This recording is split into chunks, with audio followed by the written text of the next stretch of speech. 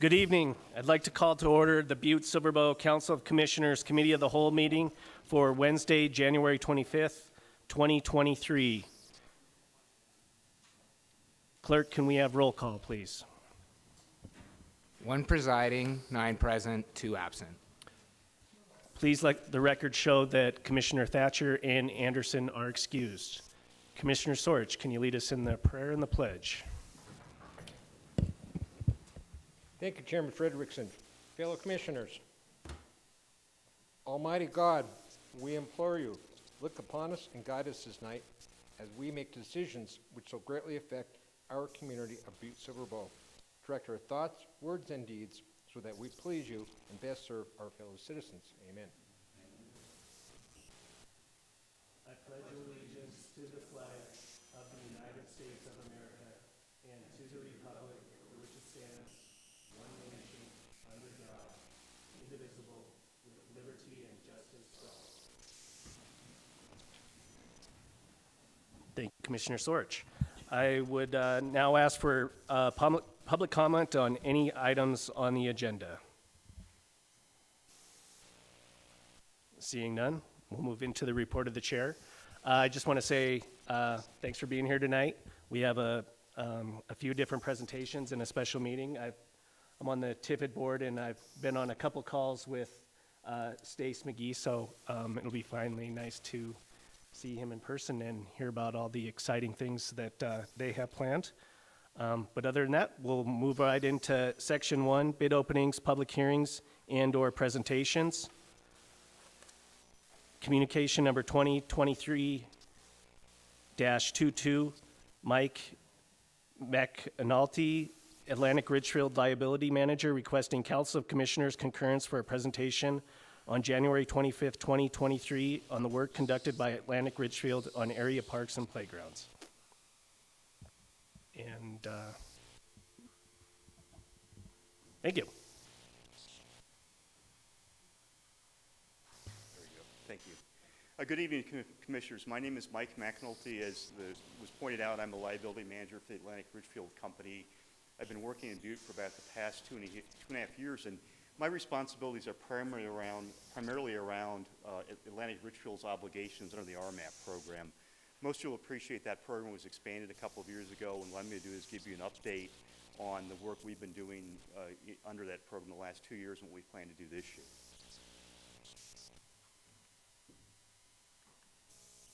So just by way of an agenda, I'll summarize what we're obligated to do. I'll provide a summary of the investigations, the parks and playgrounds we conducted in the Butte area last year, talk a little bit about planned remediation of parks where that's required, and then discuss future investigations we'll conduct this year, and then answer any questions anyone may have. So just for a bit of context, most of you appreciate that the RMAP Unilateral Administrative Order was amended in 2020. There were a variety of changes made to the order at that time. One that was relevant to me, obviously, is the fact that Atlantic Richfield assumed the responsibility for conducting work at certain types of properties that were added to the program. That would include area schools, daycares, parks, and playgrounds. And in 2021, we actually began the work at the schools. That work is very nearly complete. Last year, we started the work at the parks and playgrounds. And for the purposes of this exercise, we have a very broad definition of park. It's essentially any area that's frequented by children is accessible for recreational purposes. So as we get into the presentation a bit further, you'll see some of the types of sites we've already investigated, and I'll talk a little bit about other things we plan to investigate. And obviously the objective here is to identify areas that have elevated levels of arsenic, lead, and mercury that require cleanup. And under this program, the cleanup levels we're using are residential, so they're very conservative. They reflect the most conservative numbers we can use for this exercise. So here's what we've done to date. So beginning last June and ending in November, we collected samples at 37 different parks covering about 82 acres in total area. Of those, we collected 956 samples, and there were 9 parks that had exceedances in one or more part of the park, and I'll show you an example of that in a bit. The total area required remediation is quite small. It's less than 2.5 acres, so the percentage of the area that's actually impacted is less than 4%, which we were pleasantly surprised to find. And the other thing that's really important about this is that when we conduct this work, we collect soil samples from the ground surface. So in a typical park or playground, you'll have grass, sod, you'll have landscaping like bark or other materials that form a barrier between the people using the park and the actual impacted soil. And in consultation with EPA and DEQ, primarily their risk assessors, we concluded that though there are elevated areas where the lead and arsenic exceed cleanup criteria, none of those represent a complete pathway for a typical user of the park. So people are protected by virtue of either the sod or other barriers. So though we did this investigation last summer, those parks have remained open and will remain open until we complete the work this year. So here's an example of the parks that don't require remediation. One thing you'll notice about this, some of these things are things you'll be familiar with that are owned by Butte-Silver or the city of Walkerville. There are examples of privately owned parks, to include a couple owned by Atlantic Richfield and other things like that. So again, we took a pretty expansive definition of parks, and so it includes more things than maybe people might have imagined. But again, all these have sample results with data that's been validated and presented to EPA and DEQ. We're in the process of finalizing those projects, but none of these parks have any issues with respect to exceedances of lead, arsenic, or mercury. That's a good news. So 28 out of the 37 we sampled. Moving on to the ones that do require remediation, this is a summary of the 9 that require remediation, along with a statement about the total area requiring work. And in most instances, it's quite small, actually. So typically what we would see is one part of a playground, or in one instance, a planter at, for example, Clark Park had elevated arsenic at depth. There are a couple of instances where the impacts were more expansive, and I'll show you an example of that. But the thing to remember is we were sampling for lead, arsenic, and mercury. There are no mercury exceedances anywhere in any park. There are only a handful of places where arsenic is an exceedance, and primarily lead is the most common constituent that exceeds cleanup criteria. And so here's an example of a park that requires cleanup, and again, this is about a half-acre park. We collected 12 samples that were sent to the laboratory for analysis, and there are 2 sampling methodologies. So the folks who did this work for us would have dug 275 holes on this site, actually, to get those 12 samples. So if you look at the green area, that's actually a playground. We would have collected samples from 5 locations at 3 different depths, composited each of the depth intervals into a single sample, so there'd be 3 sets of samples sent to the laboratory for analysis for lead, arsenic, and mercury. In this instance, the playground is actually clean. For the purple area, which is the grass area of the park, we used a different methodology. There we divided the park into about 30 roughly equal areas, and we collected 3 samples from each of those areas. And so what we would do is dig a hole from 0 to 2, 2 to 6, and 6 to 12 inches, take each of those intervals, put them aside, and then composite 30 of those, 0 to 2 inches together, and then repeat that process 3 times. So at the end of the exercise, you've got 9 samples that are being analyzed, and what that does is give you assurances that you don't miss anything. So as an example, the lead cleanup level for residential cleanups is 1,200 milligrams per kilogram. There is no place on this park where we actually saw that level, but when you take the results we did get and you apply a 95% upper confidence level, it generates a number greater than that, which happened to exceed the cleanup criteria. What that's suggestive of is there's some area on the park that may have an exceedance. So for that reason, we'll remediate the entire park, other than the playground. So that's the driver of process behind it. So it's a very conservative process, both in terms of the way we do the analysis and also by virtue of using the residential cleanup criteria. So what are we going to do this year? Right now we're developing remedial action work plans for each of the 9 parks that have exceedances. And there's a process. We've begun to draft a schedule with our contractor. We'll present that to the Parks Department to get their input into when's the best time to conduct the work. Obviously, some of the work which requires sodding is done during the summertime. We want to do that in a way that minimizes the disruption of use of the park. So some of these parks will be closed in total for a period of time. Some of them may be elements that will be closed. We'll work with the Parks Department to do that. And of course, the remedial action work plans will be approved by both the EPA and DEQ Our expectation is that we'll have completed the 9 parks that are on the list right now by the fall of this year. So that work will begin in earnest pretty soon. We already have some of the plans. The conceptual plans are approved by EPA. What does this mean?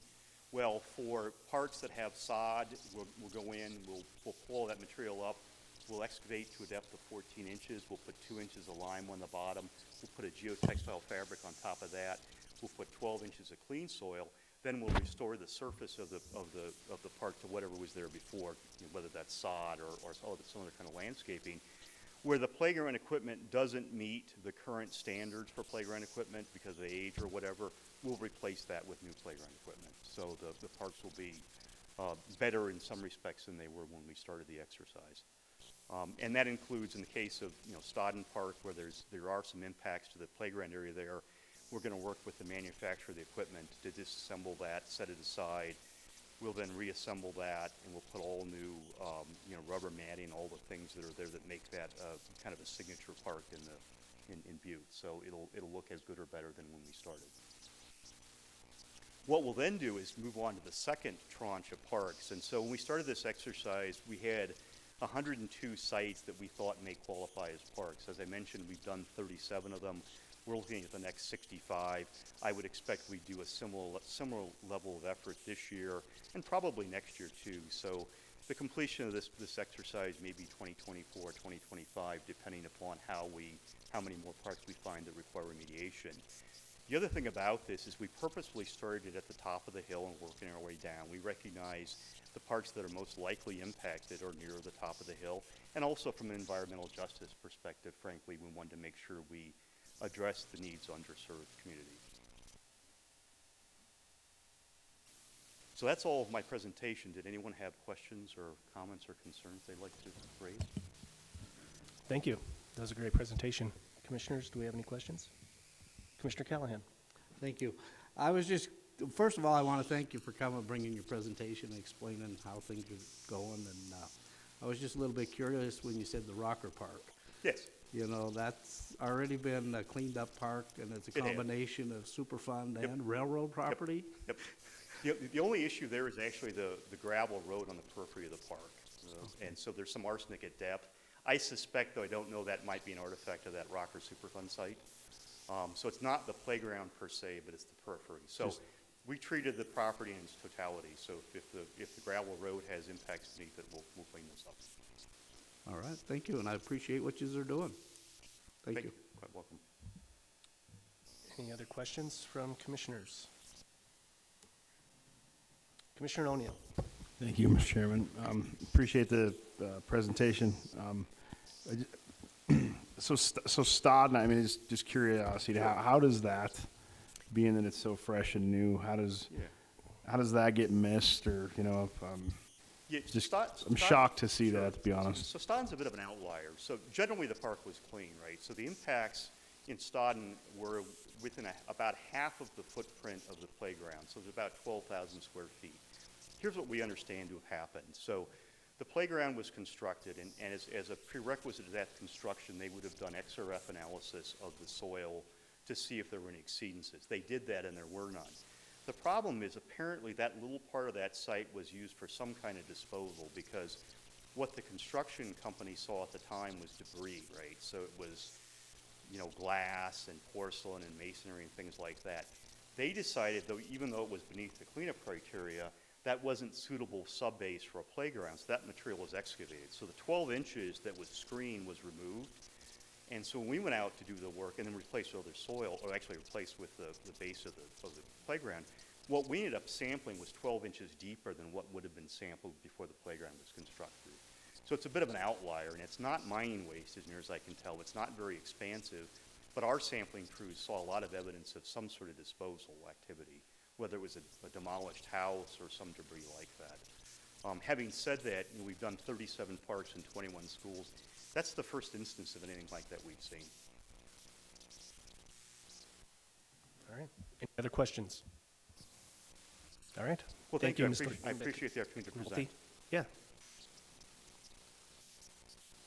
All right, we'll move into our second presentation, number 2, communication number 2023-52, Mark Neary, Public Works Director, requesting a scheduled to schedule a presentation on January 25th, 2023, Committee of the Whole meeting for providing a summary of nutrient work group efforts and the potential effects on BSB wastewater treatment plant. Director Neary. Thank you, Chairman. And I'm just here to introduce Rika Lashley. She's an engineer from Morrison Merrily. Rika was a big part of the refurbishing down at the Metro Treatment Plant. She knows our plant inside and out. And those of you that are on the Finance and Budget Committee have seen bills come across the desk for the nutrient work group. Well, DEQ is entertaining the idea of lowering the limits on our nitrates or nitrogen and phosphorus at our treatment plants to where it could make it almost impossible to treat without a lot of extra costs. And like our plant's only, I think, 8 years old, and it could be to where we have to do a major upgrade in order to do it. So Rika is on the nutrient work group, kind of representing all the city and towns along with the Montana League and Cities and Towns, trying to, she's out there for our best interest, and she's just kind of gonna let everybody know where we're at in the process. Thanks, Mark. Thanks for having me. Slight correction, I'm not representing all the dischargers on the nutrient work group. It's kind of divvied out. I'm technically representing the small dischargers, but then I feel personally I'm representing everybody I've worked with, which includes Butte-Silver. So we have other representatives. Louis Engels from Billings represents the large dischargers. Shannon Holmes from Livingston represents medium-sized dischargers. And then Montana League of Cities has representatives there. We have technical experts.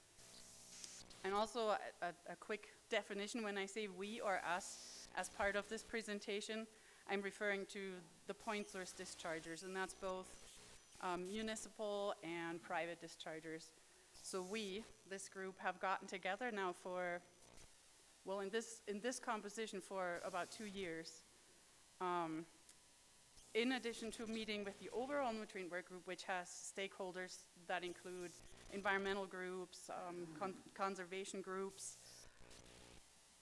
agriculture, forestry. It includes a whole slew. It includes also Upper Missouri Waterkeeper. I don't know if you've heard of them, but they like to, or it's one guy mainly, likes to throw a wrench into things when he can. So Mark gave you a handout. The white one is a letter or a document that was put together by us, the dischargers, last September. I think it accompanied letters that went to some legislators. And it does a really good job of summarizing kind of what has happened up to this, or up to September, and what the intent of the dischargers in the nutrient work group is. And you don't need to read it all right now. I'm going to summarize portions of it, but then if you feel like you want to know more, or you can't sleep this evening, feel free to read some more in there. There are lots of references to existing laws and court cases, and you can skip over those. The actual sentences in between are still very informative. So this whole thing, or the look at nutrients in the state, started really about 15 years ago. That's when DEQ started, actually probably longer than that ago. DEQ started sampling, doing all kinds of science analysis all over the state in different regions to figure out how many nutrients are too much in different streams and rivers. They came up with something, and it's very regional. For example, they call them ecoregions. So based on, say, the Rocky Mountain region, they use one set of values, and then maybe the prairie region, they use a different set of values. There's more regions than that. So we started there, and then there was a different rendition of the nutrient work group that got together for many years. I'm not exactly sure how many, and they worked on the previous form of now translating whatever nutrients we can have in our environment or shouldn't have into permit limits for point source dischargers. And that all culminated in 2014 with, the ratification, if that's the right word, of numeric water quality standards. Again, those were by region, so they were kind of broad. They were then binding and also impossible to meet by any point source discharger. And so accompanying that was a variance process. And this is from the beginning. I mean, in the previous nutrient work group, there were dischargers, there were engineers, and they said, wow, these low limits nobody can meet. Technology cannot do that. And even if it could, it would take so much money, it doesn't make any sense. And so there was this variance process that allowed some time to get closer to those in-stream nutrient standards. Or the process could also be used to show that there was simply no way to do so, and then add more time to see if technology caught up. It kind of worked, except then EPA threw a wrench in it by coming up with a new federal rule for variances that kicked out all private dischargers. Some private dischargers probably can afford to build fancy plants to treat down to nothing. Other private dischargers don't, not everybody. I always thought private dischargers is like refineries and they have lots of money, right? But it's also sugar beet co-ops, you know, they have no money. So a lot of private dischargers said, this doesn't work for us. We can't meet this, we don't have the money, we can't do this. Then Upper Missouri Waterkeeper rolled in, and I think there were 2 lawsuits with follow-up lawsuits. I lost track, and I'm not a very lawyer kind of person, so I can't summarize that fully. All I know is it threw more wrenches into the process, and things started falling apart. So in response to all that, dischargers got together with Montana League of Cities, and in the last legislation in 2021, came up with Senate Bill 358. And that starts on your page 2. And this bill, just to summarize, said numeric nutrient standards don't work. They're impossible to meet. The variances and things we set up to make that somehow possible aren't working either. Everything is contested. We're sitting in lawsuits. We have nothing to go by. Let's come up with something new that will work. And the new thing was intended to be called an adaptive management program, which includes an adaptive management plan. And the word adaptive is the key. The other key is it was supposed to be science-based and specific to local streams. So not applying one global factor for this whole region to every stream in this region, because every stream is different. That factor might apply to 80% of those streams, and then there's 20% that are just different and it doesn't apply. And the third kind of leg of Senate Bill 358 was also to include non-point sources. So I think there's a document by DEQ out there somewhere, and I hope I'm not misquoting, but I believe it says that in some regions up to 80% of nutrients in rivers actually from non-point sources. They're not from treatment plants. So ignoring those is kind of a big deal. And so Senate Bill 358 tried to roll all that in and said, if we look at specific conditions right around the stream, if we look at where do the nutrients come from, do they come from the treatment plant? Do they come from lots of septic systems along a creek or a river? Do they come from maybe agriculture? Do they come from city stormwater runoff? There's lots of other places where they come from. Can we determine how to get the most nutrients out of the river with the least money? So it might be cheaper to build a fence and keep cows out of the river than to build an upgrade to a treatment plant, right? So that was kind of part of the idea. And so the nutrient work group was formed and has now met for almost 2 years. And I feel like the first year and a half was just trying to get DEQ and EPA out of the rut they were in. I don't even think some people thought they were doing that on purpose. I feel like these people have been thinking in this rut for 15 or 20 years, and it took that long for them to realize, oh, that's what they mean when they say this. I don't know, I give them the benefit of the doubt, but it seems like after about a year and a half, they started to say, oh, that's what you mean. I'm so glad you explained this now. And we said, we've explained that for the last year. But that's okay. So what was happening just before Christmas, I should back up a little bit. DEQ had like multiple renditions of certain documents. For example, circular DEQ 15 circulars. I don't know if you're familiar with those, but they're like design standards. There's how you do things, and how you meet regulations with, or state regulations. So circular DEQ 15 is going to be how you meet effluent limits, or how you come up with and then meet effluent limits for nutrients. And so there was one draft out there, and we tore it apart. We did not like it. They kept reverting back to these global, eco-regional, numerical values that we don't want to use because we say they don't apply everywhere. So before Christmas, DEQ drafted a whole new version of it. They drafted a whole new version of a guidance document that goes with it. They drafted a whole new version of the rule language that goes into rule, if we like it. We're still in the process of reviewing all that. I haven't gotten through all of it yet, so I can't really speak to the success of that update.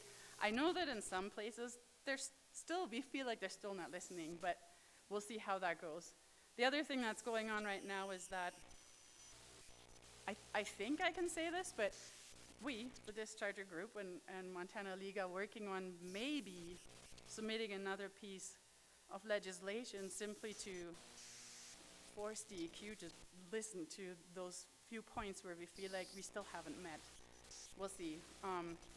We have lawyers on our team who look at what's existing law, state law, federal law. Can we do this? Does it comply?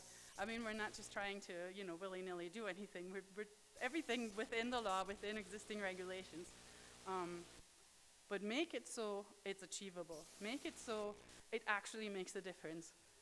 So for Butte-Silver Bowl, for example, you guys have, forgive my language, but that's a kick-ass treatment plan. And it's not just because I've helped design it. It is probably, if not the best, one of the best in terms of nutrient removal in the state. It gets down to the lowest effluent concentration. And some of that credit goes to the guys who run that plant and just have the process really dialed in. So that's actually a lot of the credit goes to them. So what that right now allows you to do is meet the limits that you have on your current permit. The MPDS permit has very low limits. They were actually put into that permit before that 2014 stuff all went into place. They're based on another piece of state code or state regulations. And anyways, they're very low. What they were based on is, at this point, outdated science, because Silverbrook Creek has undergone metamorphosis over the last 20 years. So this is coming back to, what could this new look at, or this new framework for developing nutrient limits mean for this plant here?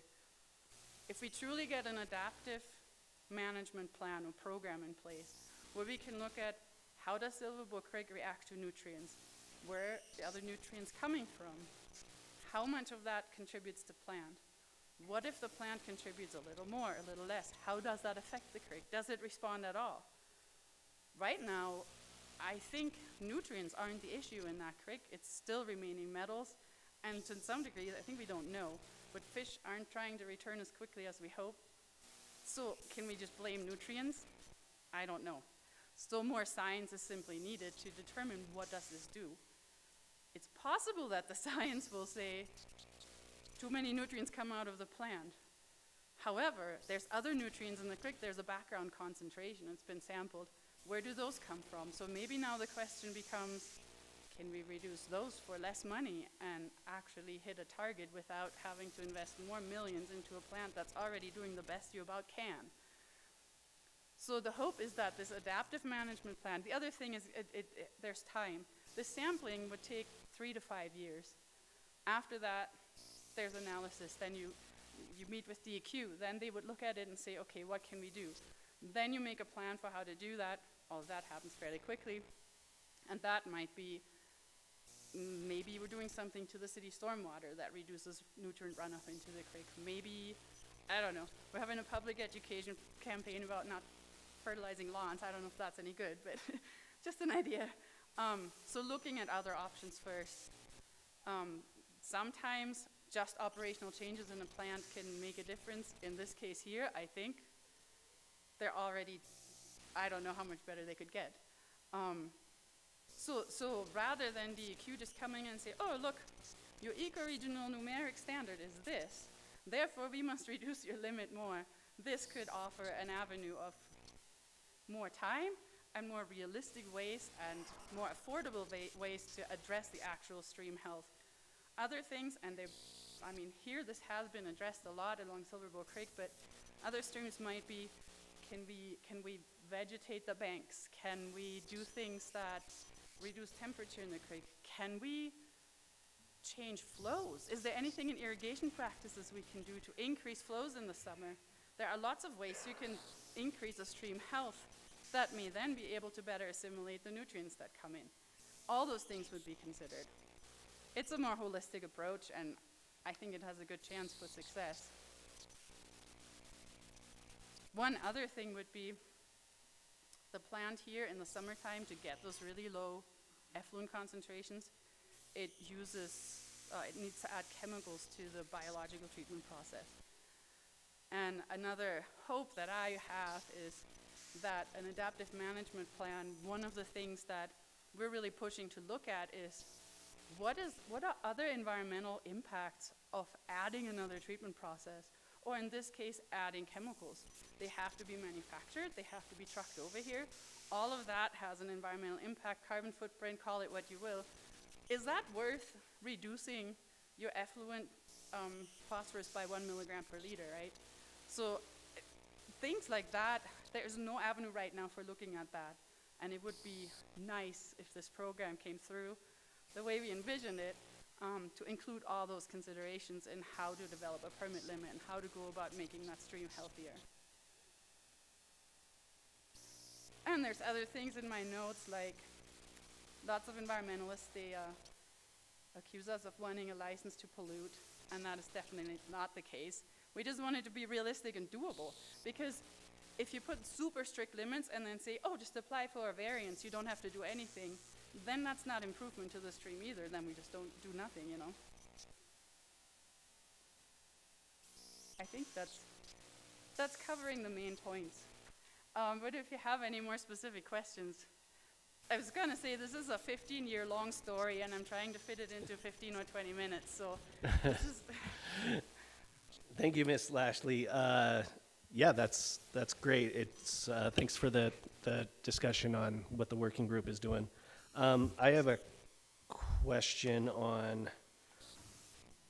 and forgive me if you covered this, but how long does Butte-Silver Bow have to meet the standard that we can never meet?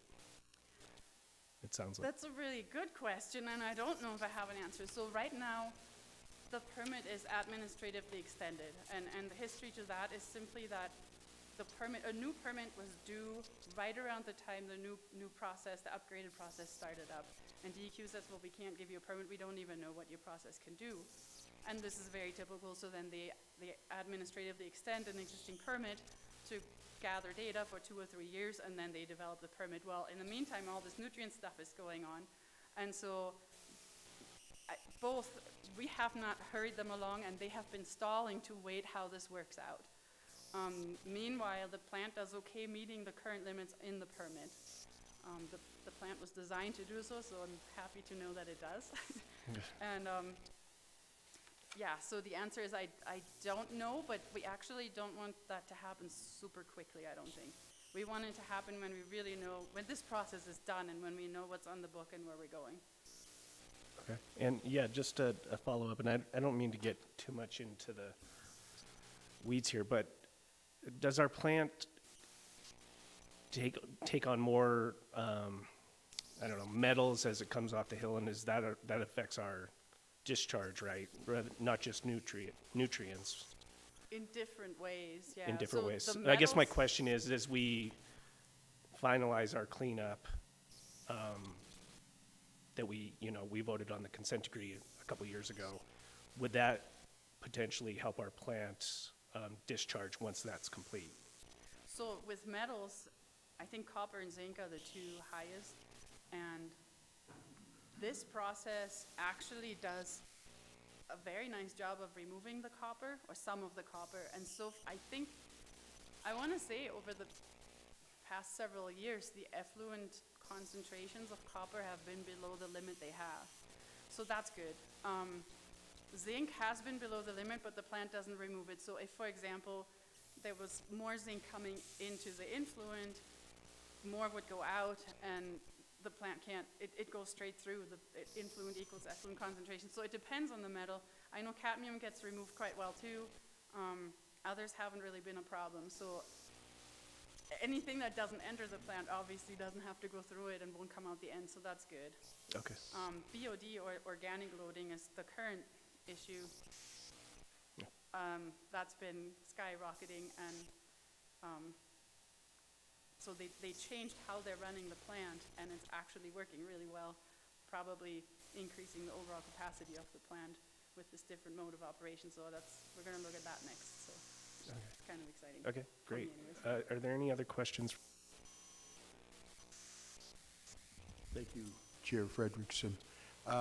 We just more or less got done dealing with the distilleries and the breweries and malt plants and all that stuff, and that probably will contribute a lot, with this process in place. I'd like to talk real quick about marijuana.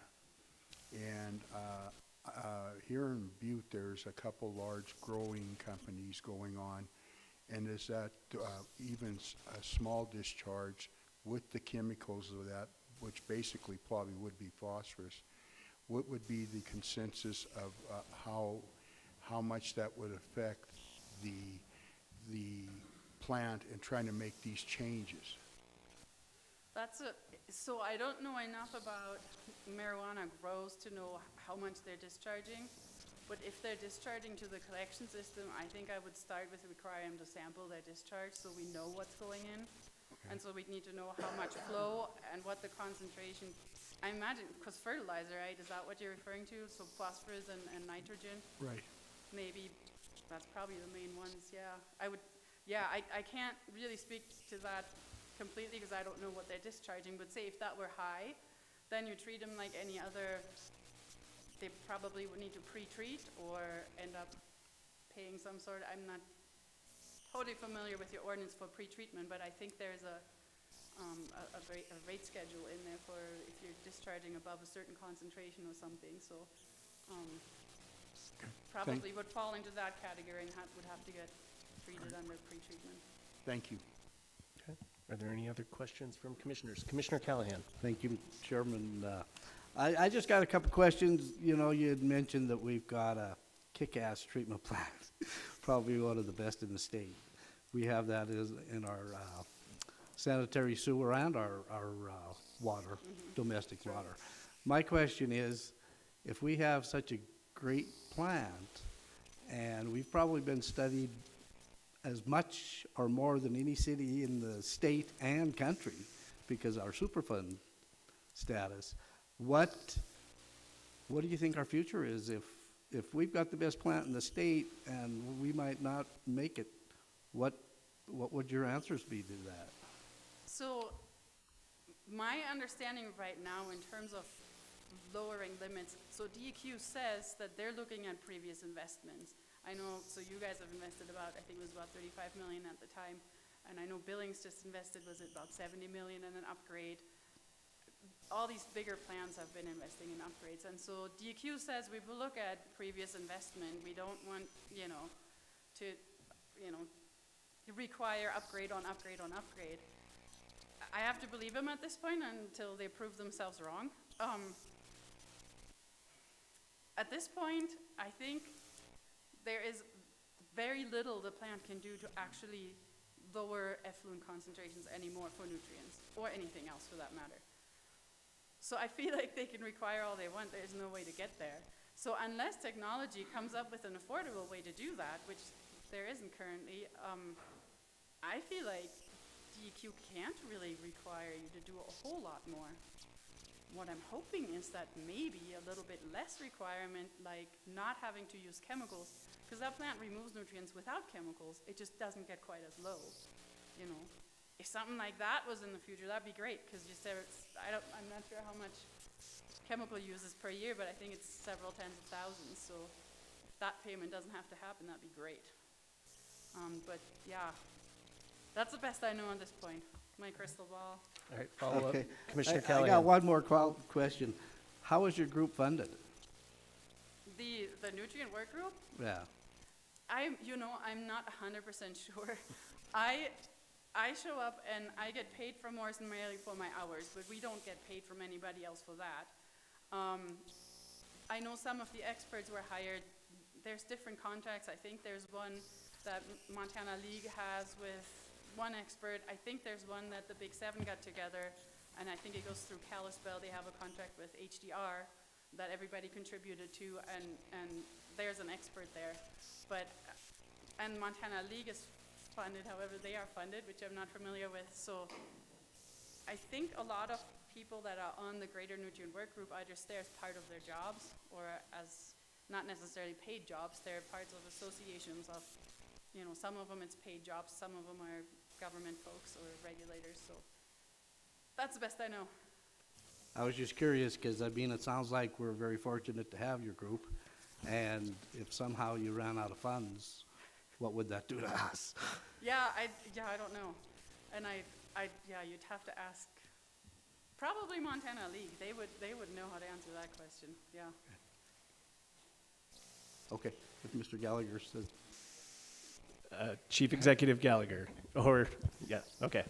Thank you, Yeah. Chairman Frederickson and Commissioner Callahan. Yeah, we are part of a group, the Big Seven and the Montana League of Cities and Towns, that have come together to fund this.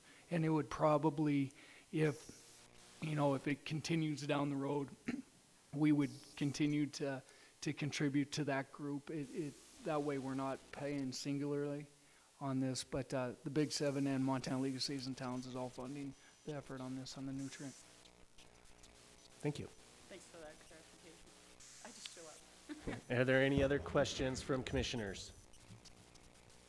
Oh, Commissioner Reardon. Thank you, Mr. Frederickson. I just wanted, with your presentation and all that, it was great.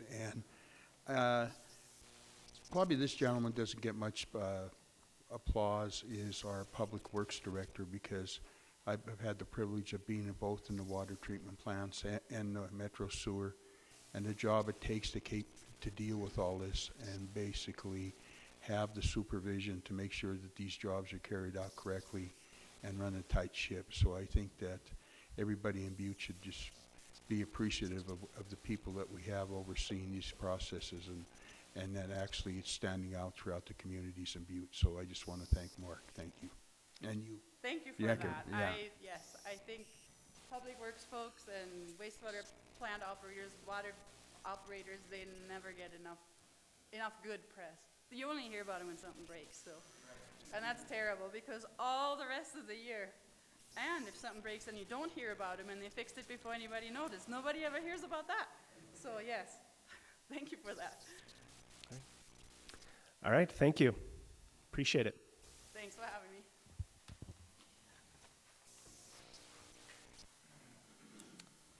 All right, moving along. Section 2, Communications. Communication number 2023-15, Mark Neary, Public Works Director, requesting Council of Commissioners concurrence to schedule a bid opening on January 18th, 2023 for a mini excavator for the Metro Maintenance Division. Director Neary gave us that bid opening last week.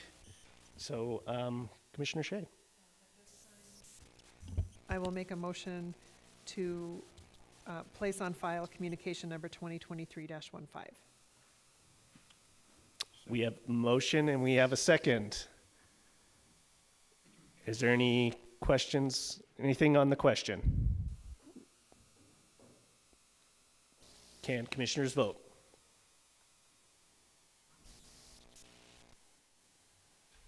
Clerk, can you record the vote?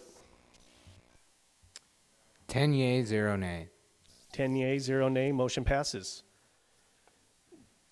Next, communication number 2023-18, Jim Keenan, Water Treatment Chief Operating, requesting Council Commissioners concurrence to schedule a bid opening for January 18th, 2023 for supplying inline self-cleaning filters in Tiffin Pump Station to strain out debris from Silver Lake Water Systems water that serves the area. We did not get any bids for this communication, and I believe we will be You want to come up here, Director Neary? Thank you, Chairman Frederickson. We had an issue, well, we didn't, the bidders had an issue with getting the bids here in the mail. And we had a problem with it before too, paying 2-day air and sending it 3 days before, but they didn't make it. So what we did is we're gonna go out to bid again, just to go through the process again. Okay. Thank you for that update. Commissioner Shea. Thank you, Mr. Chairman. At this time, I will make a motion to place communication number 2023-18 on file. We have a motion and a second. Commissioners, please vote.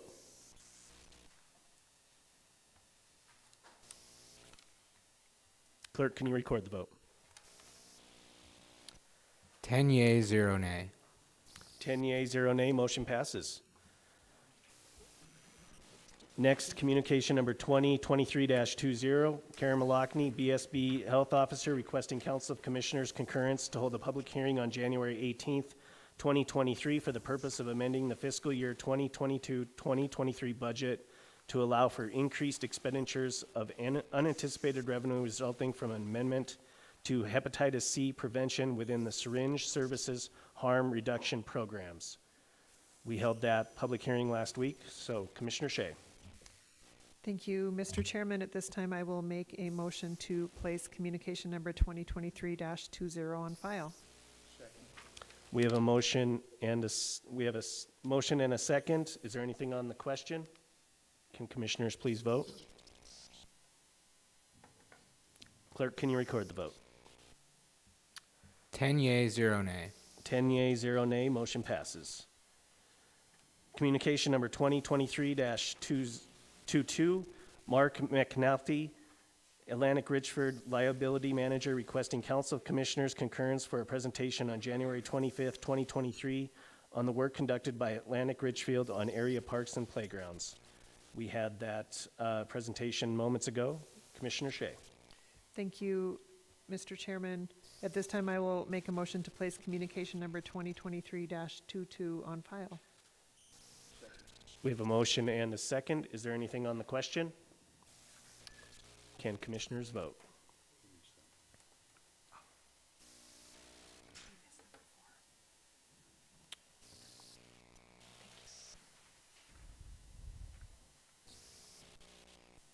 Yeah, I skipped over 4, sorry. We'll go back to that one. Yeah, well.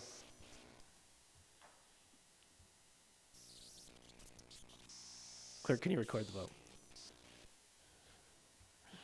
10 yea, 0 nay. 10 yea, 0 nay. Now we'll go back to 4, Karen Malachny's very similar communication, and we'll point out.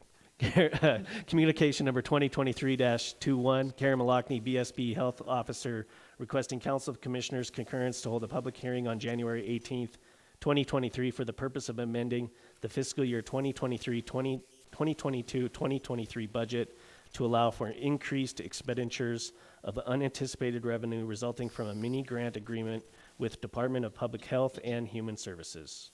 Commissioner Shea. Thank you, Mr. Chairman.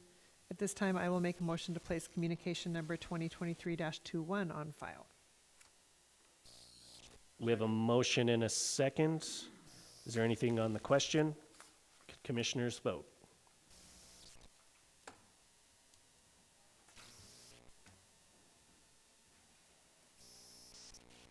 Clerk, can you record the vote? 10 yea, 0 nay. 10 yea, 0 nay, motion passes. 6, communication number 2023-35, Captain Doug Conway, Law Enforcement Department, requesting Council of Commissioners concurrence to hold a public hearing for February 1st, 2023 for the purpose of a budget amendment to accept DOJ Edward Brin grant of $20,141. We will hold that for the public hearing next week, or on February 1st, next week, yep. Communication number 2023-45, Chief Executive J.P. Gallagher, requesting Council of Commissioners concurrence in the establishment of the Property Demolition Assistance Program in Butte-Silver. We brought this one into the Committee of the Whole via Commissioner Sorch's motion. Would you like to open it up for discussion, Commissioner Sorich, or we can open it up to the rest of council? Sure. Thank you, Mr. Chairman. You know, last week I asked to send it back to committee of the whole. You know, it gave us a chance to look at the form and also maybe, you know, and some of the qualifiers to be eligible for some of the funding. And I think, you know, everybody here probably it's a pretty hot topic. You know, it's pretty sensitive. You know, so the only thing I would sure like to say is that this has been around a long time, ever since I can recall, and it is a problem. It's a problem at Butte-Silver Bowl that we've been fighting for years and years. You know, so I guess I would urge that we work on the issue and not on who says what and who did what. You know, let's just work forward to try to get the problem solved, because it is a problem. You know, and this, you know, this form, there is a few things that could be probably changed.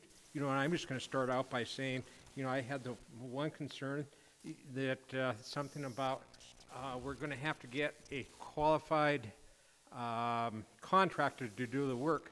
I guess I would also see, like, before any money was given, I would sure like to see a bid from a qualified contractor, what it's going to cost. You know, instead of just saying, you know, the property owner come in and say, well, I think it's going to cost $25,000, and then, you know, it's actually going to cost 50.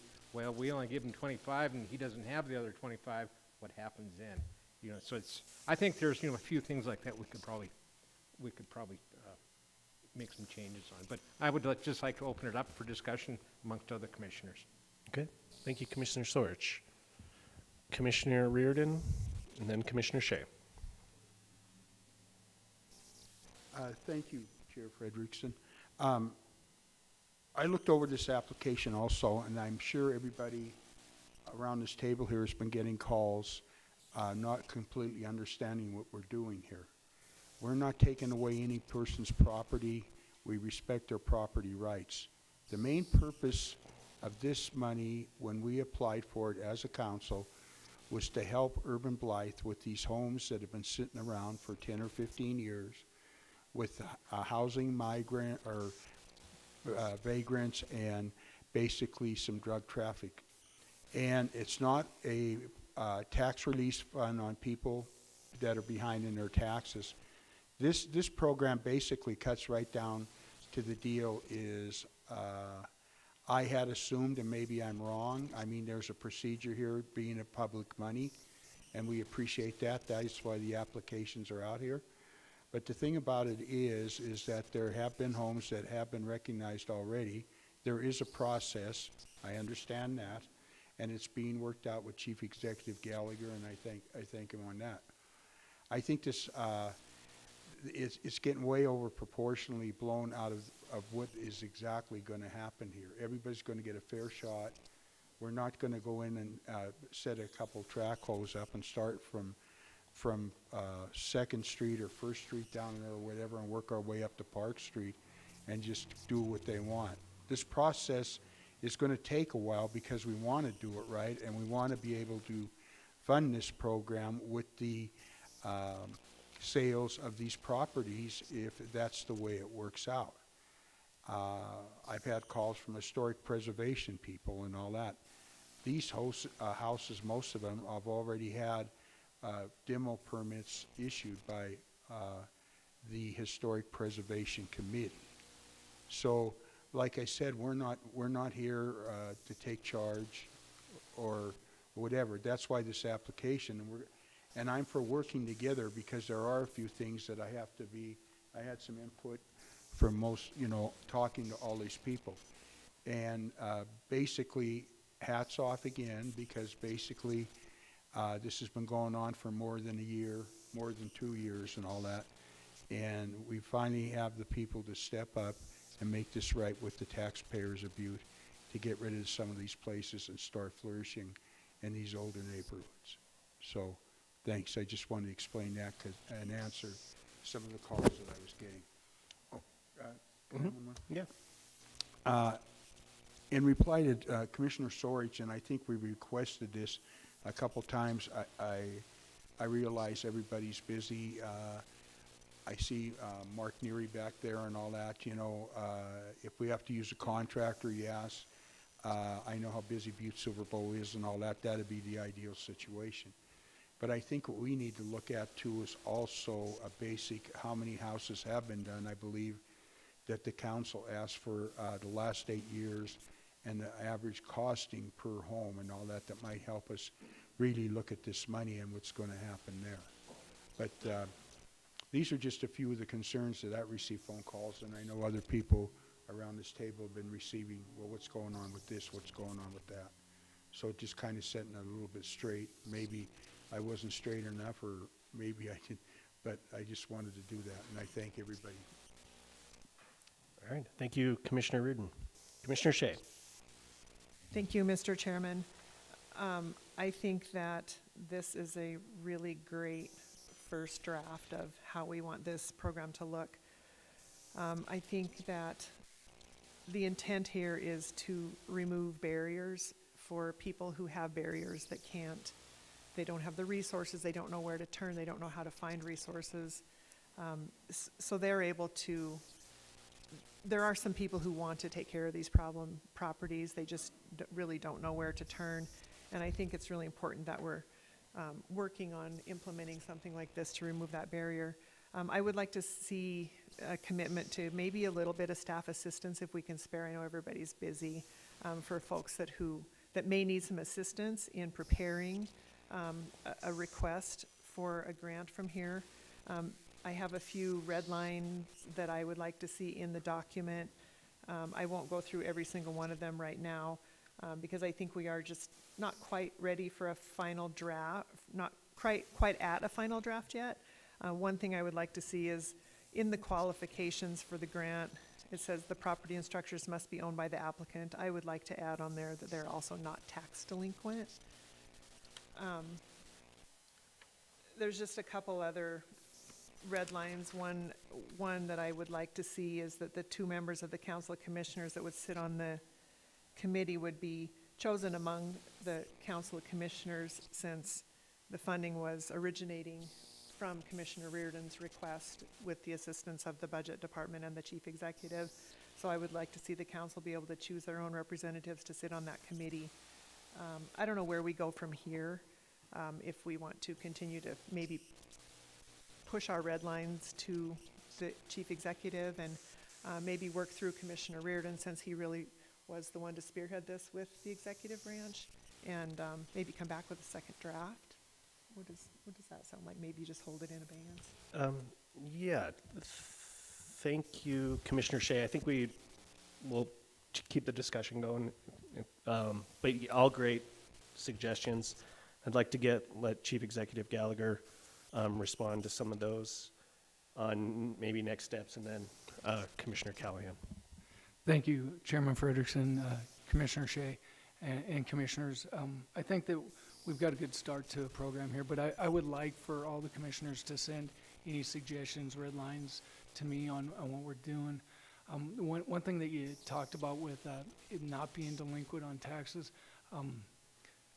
that was originally kind of part of it, but I also saw that as possibly a barrier that somebody may be not able to pay their taxes as well as not improve their property, doing things like that. And so if we waited for a property to come into our possession because of back taxes, that ends up being a 4-year process. So that if somebody was just like a year behind or something, that potentially could be a barrier, and that's why we took that out of there. But it could be added back in, but we saw that as a potential barrier or somebody not applying for these funds. Because that's what we're kind of looking at with much of the situations here, is that, you know, some of these properties are in the condition they are because people don't have the ability to improve them. So, but we will take all suggestions and come up with the final draft to this. And I also want to say that I've requested all of our departments to come and do a presentation that are part of dangerous buildings, to do a presentation about how our dangerous building ordinance really plays out and works, and how every one of the departments work together as we do that, and what we're going to do moving forward. Okay. Commissioner Callahan. Thank you. Sean. I'd just like to say a red line of, last week they had talked about the application says it's a loan. Then we said it was gonna be a grant.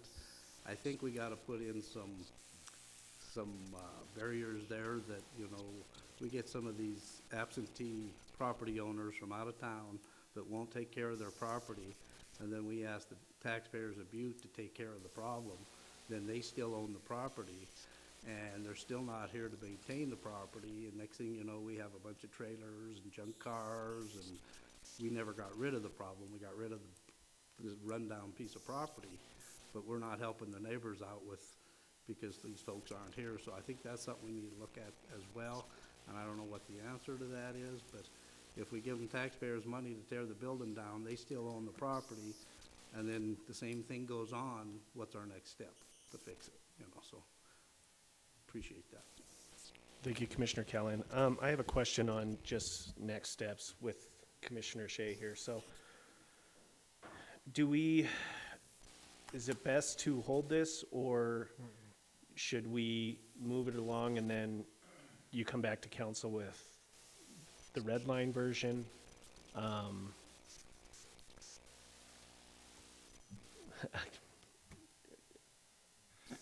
County Attorney Joyce, I don't know if there would need to be another communication. That's what I'm kind of thinking. And because with the way this is written right now, I don't see how we can, change the application and everything without. Mr. Chairman, I think if you held it, essentially the request is to concur with the Property Demolition Assistance Program, so that can be amended, and you would be finally approving, a final version when everybody's satisfied with what that would end up being.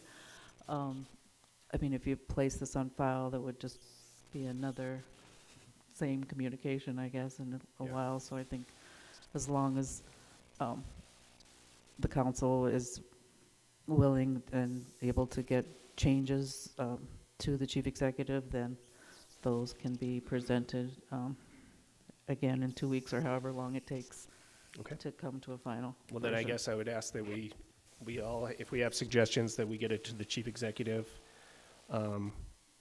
within the next couple weeks for the next committee of the whole meeting, and the preference would be to hold it. Would be my desire. Commissioner Sorge. Thank you, Mr. Chairman. Eileen, could we just make the motion to refer back to the chief executive's office with the report due back in 2 weeks? County Attorney Joyce. Would that make any difference with the assistance of the commissioners, or just hold it, or? Because what I'm looking at is requesting, instead of, requesting the chief executive to do something, what I'm looking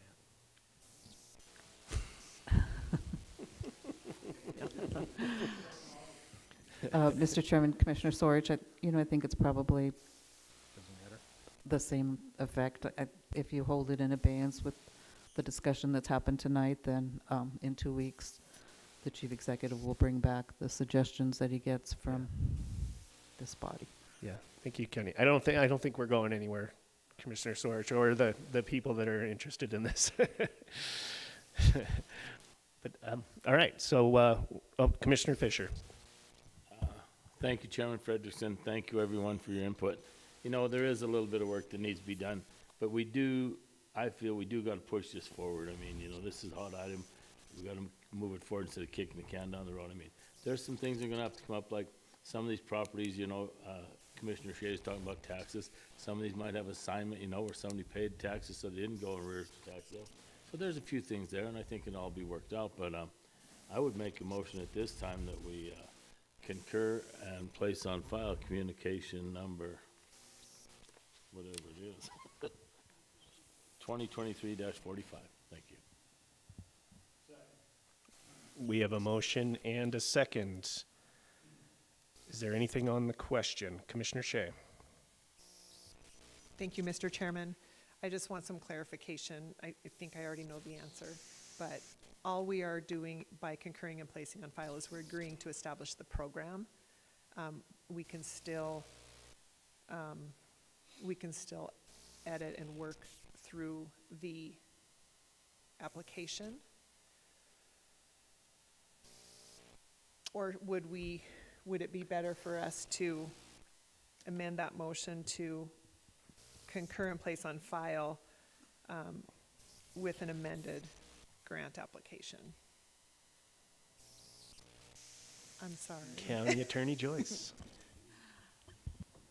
Mr. Chairman, Commissioner Shea, I mean, the letter, I'm not sure, what did you say?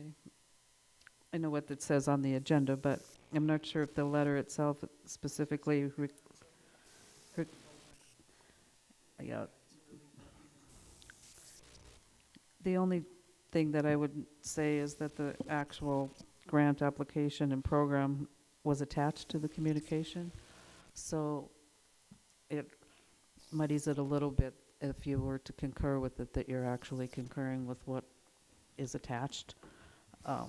So, you know, I think that if you still want to work on approving it, there'd have to be something new that came up. So it would, if you have a start of what it would look like, I think it would, I would recommend holding it in abeyance so that you could come to a final determination of what you're approving.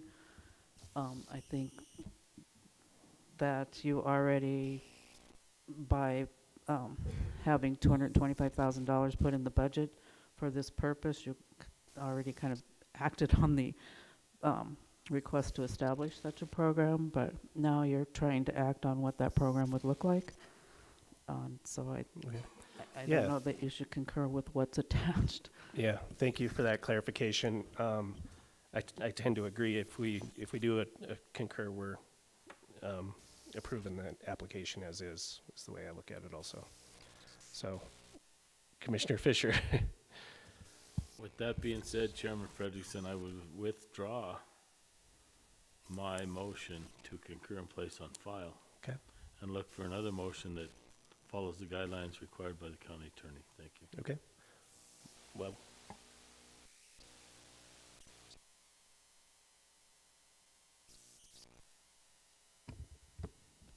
The motion has been withdrawn. Will you withdraw your second? I would love to withdraw my second. Okay, thank you. Appreciate that.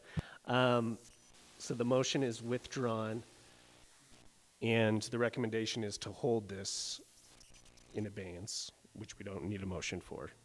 Is there any questions? Commissioner O'Neill. Thank you, Chairman. I guess when we're talking about, I guess my suggestion when we're looking at these and tearing the buildings down, remember it's about tearing the junky building down.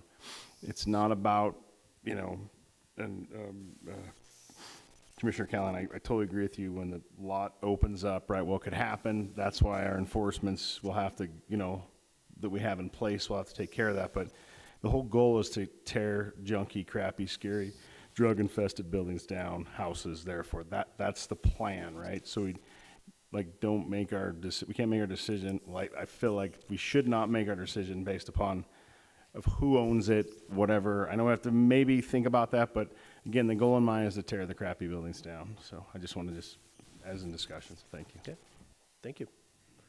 All right, so we will hold this for 2 weeks. In the meantime, please get your recommendations to the Chief Executive's office, and we'll come back for another discussion. And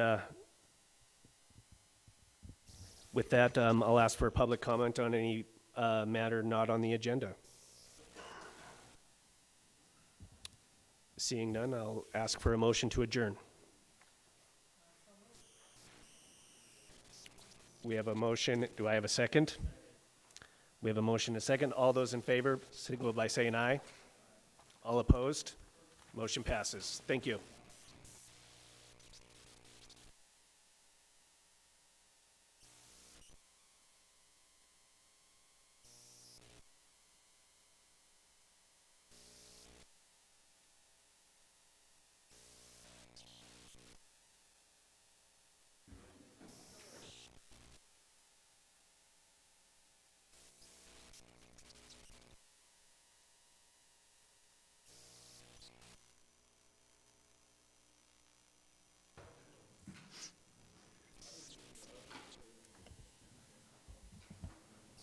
All right. Thank you, everyone, for being here tonight. I'd like to call the Butte-Silver Bowl Council of Commissioners special meeting for Wednesday, January 25th to order. Clerk, could we please have a roll call? 10 present, 2 absent. 10 present, 2 absent. We've already done the prayer and the pledge, so we'll move on to any public comment on the agenda tonight. If there's any public comment on the agenda, please come forward, state your name, address, and what you'll be speaking on. Seeing none, I will call for the special meeting.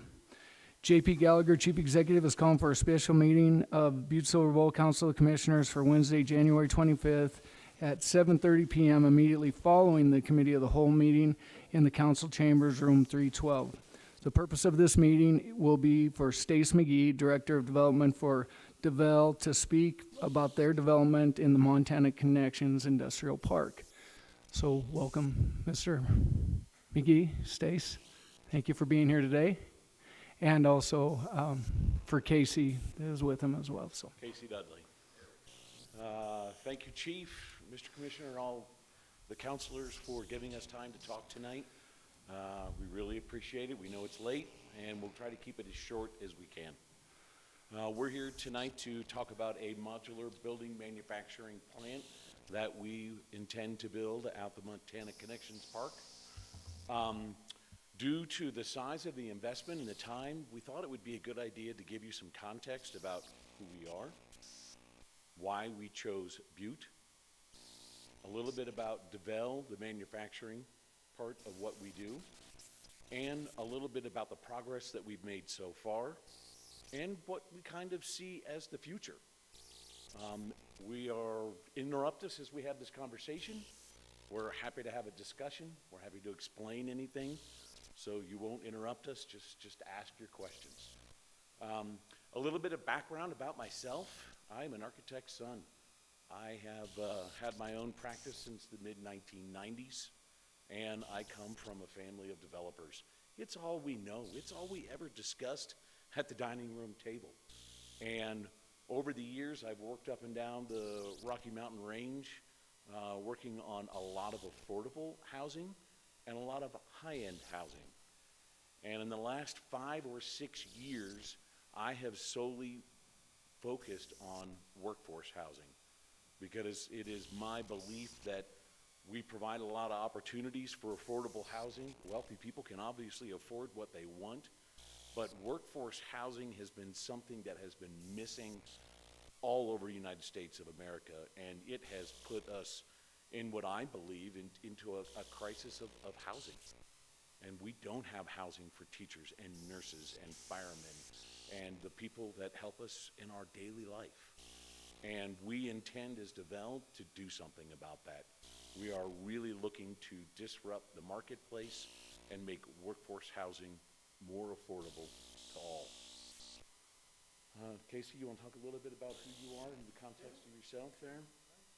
JP, thank you, commissioners. Good evening. Been a long day. Came over from Bozeman at 7 this morning, and so yeah, a little foggy. Stace and I go way back. We were both in the built environment. My work had to do more with LEED certification, so started a consulting agency back in the mid-2000s, doing it in Bozeman. Been in Bozeman. My family's been there for 30 years. And about 10 years ago, I pivoted. All the time when we were trying to do innovation, I kept running into access to capital. And I realized there was something I didn't understand about the flow of capital and how it affected our project. So I went to business school to get educated on that. And since then, I've been focused on early stage and growth consultancy services. And I like to focus on those businesses that have a sense of community purpose. So Stace knows my work in this, and it was like 2 years ago. He said, hey, I want to do something in the modular space, and I love Montana. You obviously love Montana. Is there something there? And I had just come from the Butte Innovation Symposium, and was really, my eyes got wide open as to what you all people are doing here, and the attitudes here. And I said, Stace, we need to take a look at Butte. And so that's kind of how it started with us taking kind of a business plan approach to how we do modular. And that's what led us to DeVel. Now, Stace, DeVel's been around for a while. Maybe Yeah. you can tell them. We have a landing page here that just shows, boy, that's not a workforce house. What is that, Stace? Yeah. Well, let's talk a little bit more about why Butte first. Oh, okay. So Yeah, that let's sounds good. go into that one. So we first got into looking at Butte because, man, you guys have some good economic incentives, right? Make a lot of sense to a business like ours. And for a business like ours that ships modules, you also have access to highways and things like that. You go east, south, north, west. We go any direction we want to go and get on a highway and get there easily, right? So you have easy access to it all. But I would really say that the gem that we really found is the people of Butte. I have worked all over the place. I have, talked to a lot of city councils, and I have never found a place that has such easy access. JP, Kristen, Karen, you guys have been great. You're wonderful to work with. As we defined in having challenges, you work with us to try to overcome that challenge, understand how we can move forward, and that is the real reason why we chose Butte. When Casey and I first started doing this, we didn't have a modular manufacturer in mind. We were shopping the market. I've worked with modular companies for about 15 years. We've done a ton of panelized construction because we could never find a modular builder that had all the parts and pieces. They could design the kind of box that we wanted, they could manufacture it, they could keep to a schedule and a timeline, and they could ship it and it would be there when they said it would be there. And so when I came into DeVel, I'm like, God, I love you guys. And I started learning more about their company. And this was not their first modular company. Their first modular company, they started in 2005 when modular wasn't very big. And these guys developed over numerous years a fantastic product. But the founders realized it wasn't everything that they wanted. They wanted more of it. And they sold that modular company and they reinvested all the money back into DeVel because they wanted to make a product there that would absolutely shine within the marketplace. They were developing a very healthy, a good indoor air quality, and a very energy efficient product that they could mass produce and ship all over the United States. So that's why we started to get into work with DeVel. I have become extremely involved with them in developing specific workforce housing. And so the plant that we're talking about building here is going to absolutely focus on that. And so we'll have 3 lines that are doing workforce housing. And then we're slowly going to work into a 4th line that would be building affordable housing. But that's a very challenging goal to get down to do very effectively. DeVel currently has a 50,000 square foot facility in Loma Linda, California. They have spent the last 6 years there perfecting what they do. And they started by building everything by hand. So it was everybody building by hand. They brought everything that they knew how to do from their other modular company. And they have slowly started the automation process so that they can build more units faster for less money. And the amazing part is it actually increases the number of employees. So the manufacturing plant that we're talking about building here is about 300 people in the manufacturing plant and about 180 people out in the field setting and stitching modules. You can see an image there. This is the plant in California. You can see the modules in the background. You can see the starting of our automation. We build all of our product from recycled U.S. steel.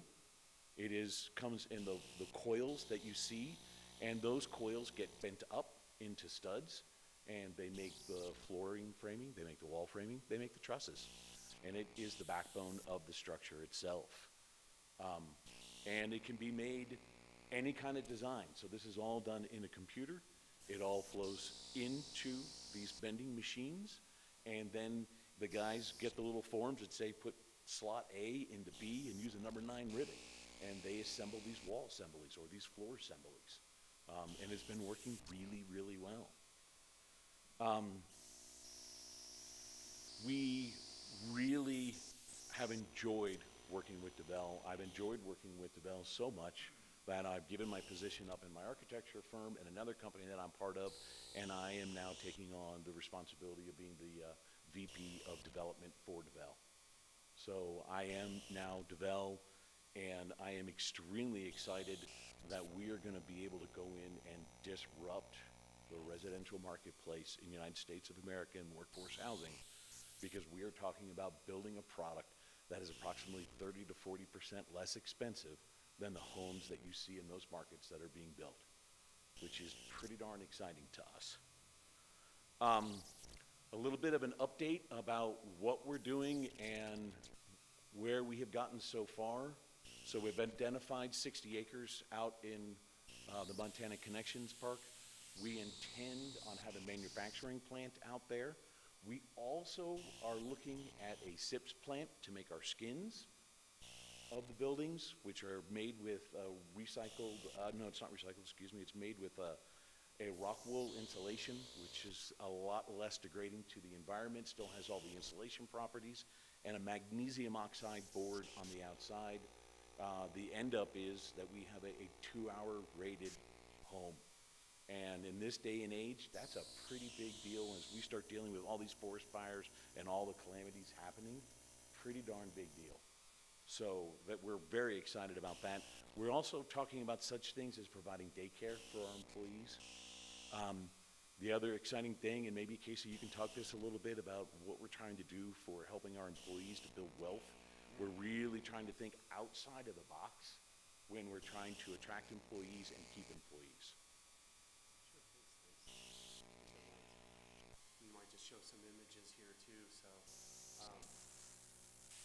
the factory might be a building like this, because what we discovered in our business plan, in our evaluation, is DeVal has focused on producing an amazing product, and they had to do that from an amazing manufacturing facility.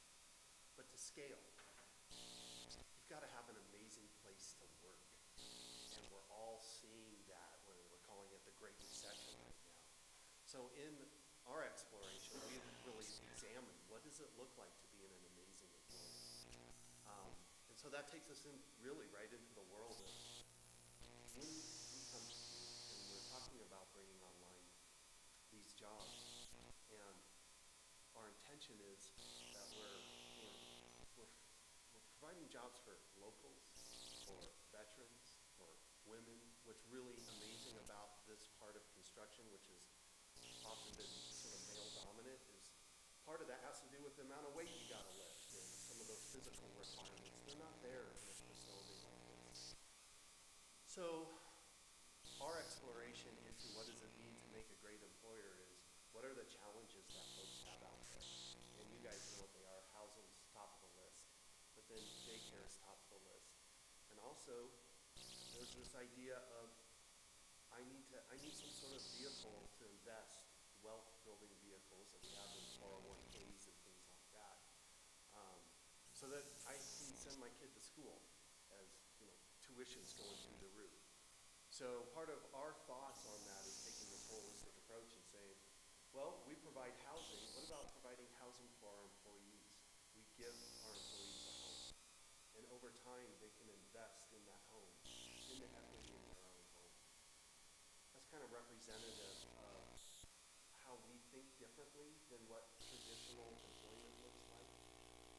Thinking differently also goes into our neighborhood development. Why DeVal? Why we were able to form this partnership with DeVal is having this amazing product come off of a manufacturing dock alone doesn't solve the problem. They need these houses to become homes in their own neighborhood. And so we focused on this idea of anchor institutions, our eds and meds, the big employers in town that have been around for a while, that are going to be around for a while. Let's look at how housing is affecting their ability to staff and scale. And so that's been our real approach here. So what that looks like is we sit down with Jay at St. James Hospital, and we sit down with Montana Tech, and we sit down with Northwest Energy, and we say, help us understand your ecology here. What is are the different jobs? How much do they pay? What would be an ideal product for those people you're trying to attract so that you can scale and grow? And so that's kind of really our niche to come into Montana is, that's what we mean by workforce housing, is really working closely with an employer to find out what kind of product and neighborhood is going to best fit those people that they're trying to attract. That's a little bit about our philosophy on how we approach it. And so we started with just looking and saying, we need to build a manufacturing plant, right? That's what our goal was.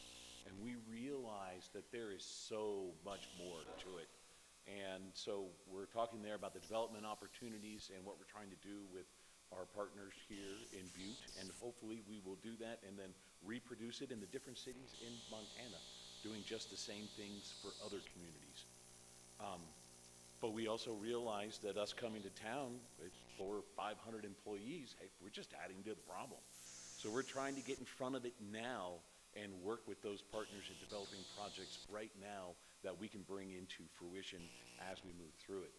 The other big thing that we realized that we needed to get involved in is that we need to train employees. You just don't walk into an automated manufacturing plant and go to work. And so we have been working with Steve Grover here in town, who's in the audience, and we are under contract to hopefully purchase 2 buildings up on Broadway, and we are going to be renovating those into housing for our employees to live while they get trained. And it would include a couple classroom spaces where they would do 3 months of training in a classroom where they learn about code, they learn about modular building, they learn about energy efficiency, they learn about all the different things. They learn about the culture of DeVel and do what we become and say is a DeVelee, and they become part of who we are, our community. We then are looking at building a training facility somewhere between 16 and 20,000 square feet. And we've been talking to Bill, and for some reason all day, I can't remember Bill's last name. Fisher. But it's down on Arizona, yeah. And we really, that would be where they would work on the actual units themselves.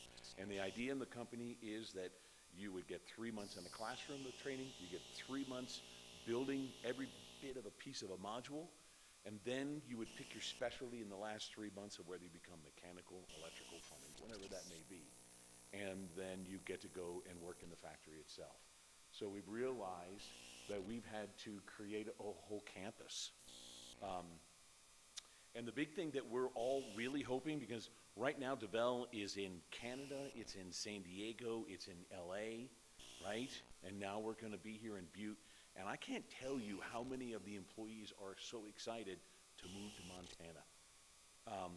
And it's the core group of the innovators and the designers that are coming here. And we really hope for the future that we can work with Montana Tech, we can work with Highlands College, and that we can create Butte into an innovation center for modular building. Right now in our country, modular building is spreading like wildfire. There are so many companies trying to get up and going. And the beautiful thing, again, that we love about DeVel is that they're 16 years into this. This is not their first rodeo.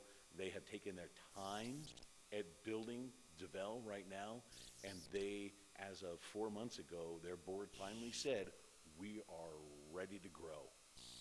Because for the last year, we've been saying, come on, let's go do this in Butte. And they were like, no.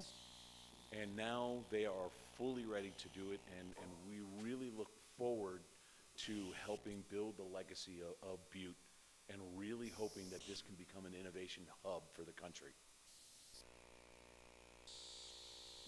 Thanks, Stace. Is there any, I'll just say this, it was about a year and a half ago. I walked out into the rotunda and saw a gentleman kind of looking around, and I ran into Stace, and I asked him if I could help him. He says, yeah, I'm looking at property out at the Montana Connections Park. Who do I talk to? And I said, I can find those people for you. And that started that relationship that we have today. And I've got to thank Chris and Karen and their ability to really facilitate the needs of Stace and Casey and now DeVel. DeVel was not part of that formula at that time, And so it's exciting. One of the things I don't think that they did mention is they're talking about a 450,000 square foot facility that would be built out there that's fully automated. We went over and we met with the Carpenters Union and the Sheet Metals Union today, so that they could start talking to them about what the impact would be to those unions. So they're doing their due diligence of what we need to do here locally in our community, and reaching out and making those connections. So with that, I'll open it up for any questions that commissioners may have for Stace or Casey here. And JP, if you don't mind, I just butt in one more thought and idea that we're also, yes, we are building a very big facility. Building a facility of this size is extremely challenging. I've had some background in my life where I've built some 1,000,000 square foot buildings, and I've done a half a dozen of those. So I understand this challenge, and I find it to be a pretty darn big challenge in a small community like Butte. So it's 450,000 square feet is a much larger building than the building we were showing you. It's almost twice that size. So it is a big building. And the other biggest challenge and hurdle that I do believe we're working very hard and diligently on right now is trying to find employees, trying to find the underserved, trying to find the right people that want to come and join our community in the building and the place that we work. And so that is a big challenge, because everybody in our country right now is dealing with, where do you find people to work? And so we're trying some very innovative ideas, and we'll be really getting going on that here in the next couple of months. So we're working on numerous different things all at the same time in developing a factory. It's much more than just a building and building modules. So thank you very much. Any questions of commissioners? Commissioner O'Neill. Thank you, Mr. Chief Executive. No questions, just welcome to Butte, and can't wait for you guys to get rolling. And I was just on your website going through, built 3 houses, so I can't afford them right now, but at least I'm definitely very impressed. There's some really neat stuff going on here, and again, welcome to Butte, and appreciate you coming here. Thank you, Commissioner O'Neill. Thank you, Commissioner O'Neill. Any other questions of commissioners? Seeing none, thank you guys for a long day. We started early this morning, and I know you've been making the rounds, and we appreciate the time and effort you're doing, and we will stay in communications as things develop on your part. So once again, thank you. Thank you for being with us today as well, coming down from Calgary. We appreciate that as well. If you want to introduce your partner on. Yeah. Yeah.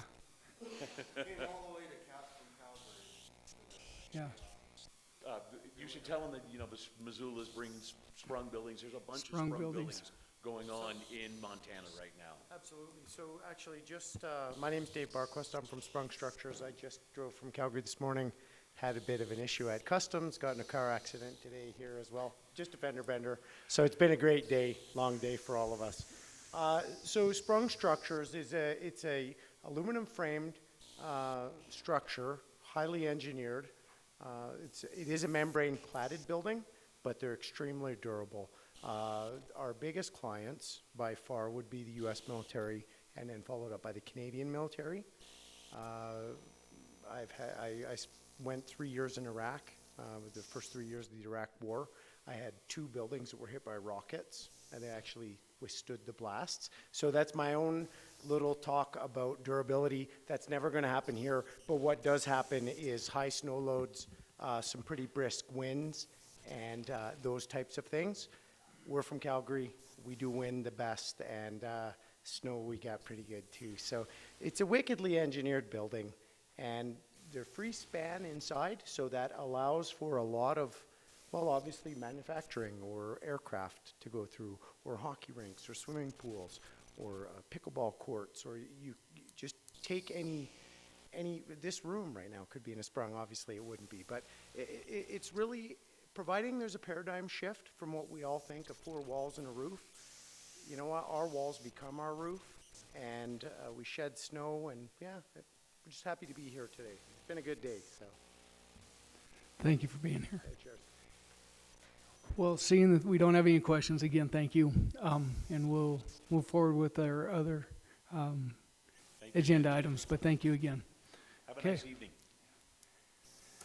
So we'll move on to communication number 2023-57, Kathy Kennison, Butte-Silver Bowl IT Manager, requesting Council of Commissioners authorization to have Chief Executive J.P. Gallagher sign the annual malware software agreement for vulnerability protection, detection, remediation, and response. I believe that Director Gleason is going to speak to this tonight. Chief Executive Gallagher, Commissioners, want to thank you for allowing us to have the special meeting to add this agreement. We just found out late last week that we were entitled to or had some abilities to really reduce our costs related to malware and antivirus software. This contract, if assigned and approved, we needed it approved and executed by January 31st, will save the county about $10,000 a year annually. So a big chunk of money that's getting saved.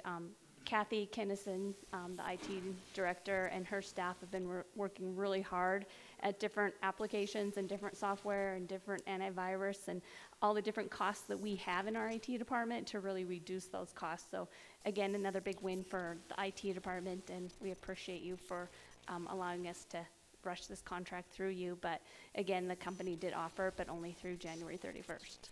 Thank you, Director Gleason. Is there any questions of commissioners? Seeing none, Commissioner Frederickson. Thank you, Chief Executive Gallagher. I move to concur and place communication number 2023-57 on file. We have a motion and a second. Is there anything on the question?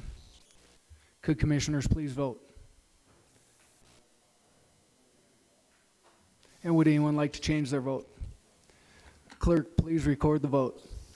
10 yea, 0 nay. 10 yea, 0 nay, motion passes. Now I would take a motion to adjourn. Motion to adjourn. All in favor, signal by aye. Aye. Opposed? This meeting is adjourned. Thank you all for your time tonight.